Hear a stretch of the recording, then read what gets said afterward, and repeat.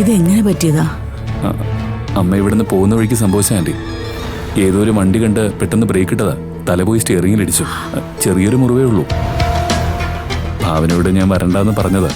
പിന്നീട് ആലോചിച്ചപ്പോ ഇനി ഈ ഒരു കാരണം മതി അമ്മയ്ക്ക് അടുത്ത പ്രശ്നം ഉണ്ടാക്കാൻ. ആന്റിക്ക് വേറെ പ്രശ്നമൊന്നുമില്ലെന്ന് പറഞ്ഞപ്പോ ഞാൻ പറഞ്ഞ സൂര്യ ഇവളോട് പോകണ്ടെന്ന്. പക്ഷെ ഇവള് കേൾക്കുന്നില്ല. ഇനിയിപ്പോ ഒന്ന് പോയിട്ട് വരാൻ സേതുവേട്ടാ. ഞാൻ തന്നെ കൊണ്ടുവരാം. എന്നാ പിന്നെ പോയിട്ട് വാ മോളെ. ശരി അമ്മ.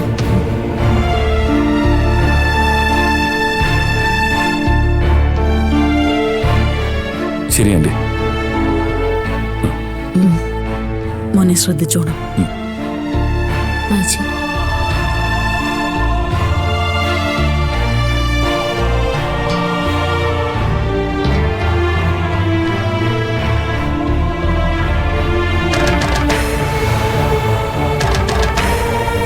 ഈശ്വര കാത്തോണേ. അവൾ അവിടെ തന്നെ നിൽക്കുന്ന അമ്മ നല്ലത്. എന്നാലേ പഠിക്കത്തുള്ളൂ.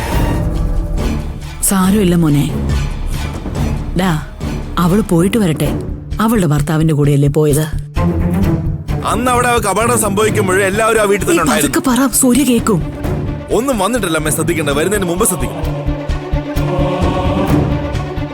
ഇനിയിപ്പോ അവള് പോയിട്ട് വരട്ടെ ഏട്ടാ. അവളുടെ സ്വഭാവം നമുക്ക് എല്ലാവർക്കും നല്ലപോലെ അറിയാലോ. അവളെ കാലം അവള് ശ്രദ്ധിക്കുന്ന മറ്റുള്ളവരുടെ കാര്യമാണ്. അതുകൊണ്ടാ ഞാൻ പറഞ്ഞ പോകണ്ടെന്ന്. ആ അജയനും ഭാര്യ അവിടെ ഇല്ലായിരുന്നു, ഒരു പ്രശ്നമില്ലായിരുന്നു. അതിന് അവളിങ്ങ് വരില്ലേ? ഞാൻ ഇടയ്ക്ക് വിളിച്ച് അന്വേഷിച്ചോളാം. നീ ഒന്ന് സമാധാനപ്പെട്.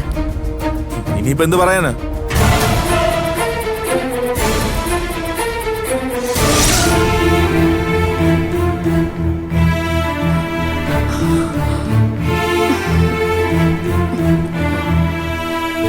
ജയ്, നിനക്കെന്താ ഒരിടത്ത് അടങ്ങി ഒതുങ്ങിയിരുന്നൂടെ? ഡോക്ടർ റെസ്റ്റ് എടുക്കാനല്ലേ പറഞ്ഞേ? എനിക്കൊരു സമാധാനമില്ല ദേവേട്ട. അതെന്താ പെട്ടെന്നൊരു സമാധാനക്കേട്? നിന്റെ ഏട്ടൻ വല്ലതും പറഞ്ഞു? നിന്റെ ജയ്, നിനക്ക് ഇനിയും മതിയായില്ലല്ലേ? അതോ ഇനി ഏട്ടനായിട്ട് കൂടിച്ചേർന്ന് പുതിയ വല്ല പ്ലാനുണ്ടോ? ഇങ്ങനെ ശവത്തെ കുത്താതെ ദേവേട്ട. അത് നീ ആവാതിരിക്കാൻ വേണ്ടിയാ ഞാനിങ്ങനെ ചോദിക്കുന്നേ. ഇനിയെങ്കിലും നിനക്ക് സ്വന്തമായിട്ടൊരു തീരുമാനമെടുക്കാൻ കഴിയുന്നില്ലെങ്കിൽ ഇനി നീ അനുഭവിക്കാൻ പോകുന്ന ഇതുവരെ അനുഭവിച്ചൊന്നും ആയിരിക്കില്ല. ഒരു കണക്കിന് ഭാവന ഇപ്പം ഇങ്ങോട്ട് വരാതിരിക്കുന്നത് തന്നെയാണ് നല്ലത്. അവളിവിടെ വന്നാൽ എങ്ങനെ അവളെ ദ്രോഹിക്കാന്നായിരിക്കും നിന്റെ ഏട്ടനെ ഏട്ടത്തി ആലോചിക്കുന്നേ. ഇതെല്ലാം നീ ഒറ്റൊരുത്തി മാത്രം വരുത്തി വെച്ചേ. ശരിക്കും ആ മാനസയെ നീ കുടിക്കുന്നു മാത്രമേ ഞാൻ പറയുള്ളൂ. ദേവേട്ട, ഞാൻ എന്റെ ആഗ്രഹം കൊണ്ടല്ലേ മാനസയ്ക്കൊപ്പം നിന്നത്. അതും ഭാവന ഒരു അമ്മയാവില്ലെന്ന് അറിഞ്ഞതിന് ശേഷം. അതിൽ നീ ഇത്ര എടുത്തിയാടണമായിരുന്ന? ഒരല്പം ക്ഷമ നിനക്കുണ്ടായിരുന്നെങ്കിൽ ഇപ്പൊ ഇങ്ങനെ വിഷമിക്കേണ്ടി വരുമായിരുന്നു. ദൈവം എപ്പോഴും ഭാവനയ്ക്കൊപ്പം ഉള്ളതുകൊണ്ടാ അവൾക്ക് വീണ്ടും ഒരു അമ്മയാവാനുള്ള ഭാഗ്യം കിട്ടി. ദാ ഇപ്പൊ നീ ചെയ്യേണ്ടത് എന്താണെന്നറിയോ? സൂര്യയുടെയും ഭാവനയുടെയും മനസമാധാനം നഷ്ടപ്പെടുത്താതെ അവരോടൊപ്പം നിൽക്കുക.